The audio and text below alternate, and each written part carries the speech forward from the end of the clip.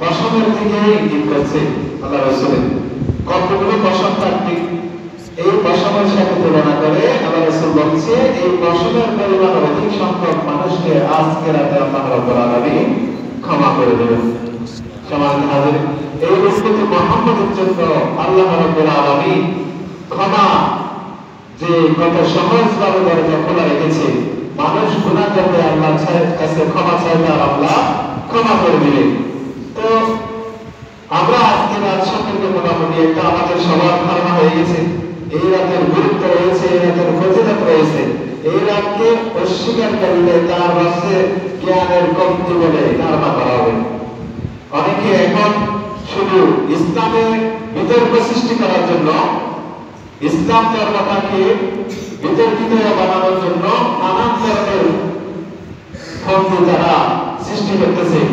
সমাবরাত নেই, তারা 20 রাকাতের মধ্যে 20 রাকাত আমরা রাসূল কখনো বলেননি, তারা বলে আছে আম কাজাম করে। অনেকে বলে যে জুমার নামাজে আযান দুটো হয় কেন, আল্লাহ রাসূলের চরিত্র একটা ছিল। এই সমস্ত বিষয়গুলো নিয়ে ফেতনা তৈরি করে। তো আমরা এই ফেতনাগুলোতে আমরা যাব না। যারা যতটুকু জানি, আমরা মুসলমান হিসেবে সবাই একে অপরকে সম্মান দিব, মুমিন বান্দা হিসেবে সম্মান দিব। ঘোরা বিবাদ আমরা কখনো গ্রহণ করব না। আমরা সবাই সবাইকে দীর্ঘ রায় হিসেবে যারা আমরা আল্লাহ রাসূল কোরআনকে বিশ্বাস করে, পাঁচ ওয়াক্ত নামাজ পড়ে, একে অপরের সবাইকে বিশ্বাস করব, যে যার যতটুকু জানি আমল করার জন্য চেষ্টা করব। আমরা কখনো বিতর্কে যাব না। তো সম্মানিত হাজিরিন, আল্লাহ রাসূলের যুগে আযান দুইটা ছিল না, একটা ছিল জুমার আযান।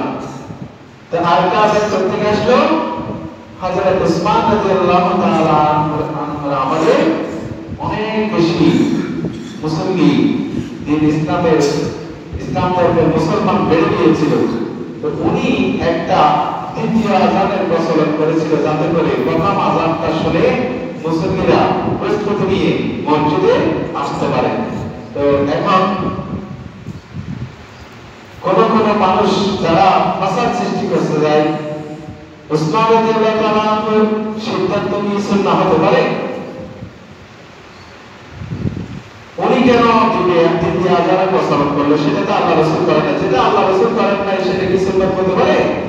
তখন একটা হাদিসের মধ্যে দলিল পাওয়া যায় যে আল্লাহ রাসূল সাল্লাল্লাহু আলাইহি ওয়াসাল্লাম ইবনে মাজাহ, আপনারা দেখতে পাবেন মোবাইলে অ্যাপস যেটা আছে, এই হাদিসের অ্যাপস যেটা আছে, ইবনে মাজাহ তাতে 42 নম্বর হাদিসটা দেখতে পাবেন। আল্লাহ রাসূল সাল্লাল্লাহু আলাইহি ওয়াসাল্লাম বলেছেন যে আমি যে দুনিয়া থেকে চলে যাওয়ার পরে অসংখ্য ফেরেশতা তোমরা দেখতে পাবে। যখন ফেরেশতা দেখতে পাবে তখন তোমরা কি করবে? আমার সুন্নাতকে আঁকড়ে ধরবে। আমার সুন্নাতকে আঁকড়ে দেওয়ার পাশাপাশি আমার হেদায়েত প্রাপ্ত খুলাফায়ে রাশিদুন যারা আছে তাদের সুন্নাতকে তোমরা আঁকড়ে ধরবে। কেমন ভাবে আঁকড়ে ধরবে? তার চিপে যেরকম ধরে, দাঁত দিয়ে চিপে, মানে যেরকম চাবি চিপিয়ে ধরে, এরকম করে চিপিয়ে ধরবে। কার সুন্নাতকে? আল্লাহ রাসূলের সুন্নাত এবং আমার হেদায়েত প্রাপ্ত খুলাফায়ে রাশিদুনের সুন্নাত। এই হাদিসটা আপনারা দেখতে পারবেন, 142 নম্বর হাদিসটা পড়তে দেখবেন বাংলা অনুবাদটা। তাহলে হেদায়েত প্রাপ্ত খুলাফায়ে রাশিদুনের মধ্যে কে কে রয়েছে? হযরত আবু বকর রাদিয়াল্লাহু তাআলা আনহু, হযরত ওমর রাদিয়াল্লাহু তাআলা আনহু, উসমান রাদিয়াল্লাহু তাআলা আনহু এবং আলী রাদিয়াল্লাহু তাআলা আনহু। এই জুমার দ্বিতীয় আযানের সুন্নাতটা হচ্ছে হযরত উসমান রাদিয়াল্লাহু তাআলা আনহু।